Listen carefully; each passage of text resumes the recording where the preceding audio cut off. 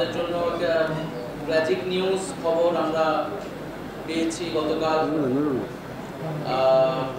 এবং এটি আমাদের জন্য অত্যন্ত দুঃখজনক যে আমরা এখন বাংলাদেশে শুধু এই ঘটনাই নয়, পটুয়াখালী আমরা এর আগে আসিয়ার ঘটনা দেখেছি, শুনেছি, এবং সাম্প্রতিক সময়ে আমাদের মা বোনদের উপরে এই সহিংসতা এবং ধর্ষণের মতো ঘটনাগুলো আমাদেরকে অনেক উদ্বেগ তৈরি করছে আমাদের ভিতরে।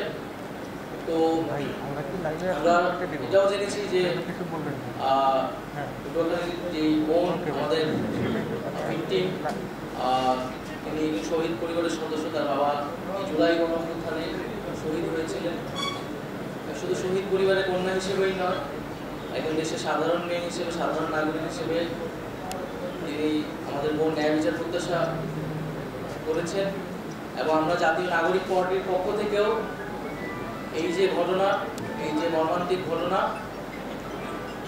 তার বিচার চাচ্ছি দ্রুত সময়ের মধ্যে সুষ্ঠু তদন্ত করে এটার বিচার, এই ঘটনার বিচার নিশ্চিত করতে হবে।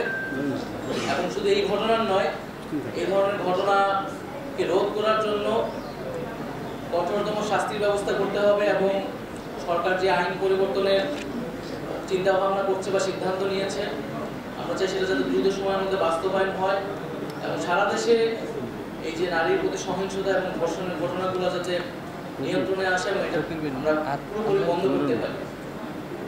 দ্বিতীয়ত হচ্ছে, এই ঘটনার দুইজন আসামি নাম শোনা গিয়েছে, তাদের নামে মামলা হয়েছে, এর মধ্যে একজনকে গ্রেফতার করা হয়েছে।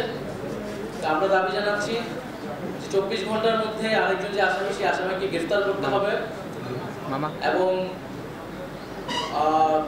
আসামির পরিবার বা আসামির পক্ষ থেকে তারা যতই প্রভাব বিস্তারের চেষ্টা যদি করে থাকে বা ক্ষমতার সাথে থাকে, সেগুলো যাতে কোনো ধরনের বিবেচনা না এনে তাদেরকে গ্রেফতার করে বিচারের কাঠগড়ায় আনতে প্রশাসন সক্ষম হবে, এটাই আমাদের প্রত্যাশা থাকবে। যদি এমনটা না হয়, তাহলে জাতীয় নাগরিক পার্টি তার জায়গা থেকে রাজপথে এই বিষয়ে অবশ্যই অবস্থান জানাবে। আমরা দ্রুত সময়ের মধ্যে আসলে বিচার কার্যক্রম দেখতে চাই এবং তার আগে 24 ঘন্টার মধ্যে সেই আসামিকে যাতে গ্রেফতার করা হয়। এর পাশাপাশি আমরা হাসপাতাল কর্তৃপক্ষের সাথে কথা বলেছি, স্বাস্থ্যগত বিষয়াদি নিয়ে আমাদের নাগরিক পার্টি যারা রয়েছেন, ডক্টর, তারা কথা বলেছেন। আমরা পুলিশের সাথে কথা বলেছি, মামলার বিষয়গুলো নিয়ে কথা বলেছি এবং পরিবারের সাথে কথা বলেছি। এবং পরিবারের সার্বিক সুবিধা, সার্বিক সহযোগিতা যে কোনো ধরনের, তার আগামী ভবিষ্যৎ, শিক্ষাগত সবকিছুতে জাতীয় নাগরিক পার্টির পক্ষ থেকে আমরা তাদের পাশে থাকবো এবং আমরা আশা করবো সরকারের জায়গা থেকে সরকার এই পরিবারের পাশে এসে দাঁড়াবে। এবং এটি আরো উদ্বেগজনক একটি বিষয় আমাদের সামনে, এই ঘটনা আসলে একটা উদাহরণ তৈরি করে যে আমাদের যে শহীদ পরিবারগুলো রয়েছে সারা দেশে, তারা এক ধরনের রাজনৈতিক এবং সামাজিক অনিরাপত্তার মধ্যে দিয়ে আসলে যাচ্ছে কিনা, এটি আমাদের ভিতরে কিন্তু প্রশ্ন তৈরি করেছে। সেই জায়গা থেকে সরকারকে অবশ্যই আইন শৃঙ্খলার এবং জননিরাপত্তা যেমন নিশ্চিত করতে হবে সকল নাগরিকের জন্য, পাশাপাশি এই পরিবারগুলোকেও এক ধরনের নিশ্চয়তা দিতে হবে, নিরাপত্তার ব্যবস্থা করতে হবে।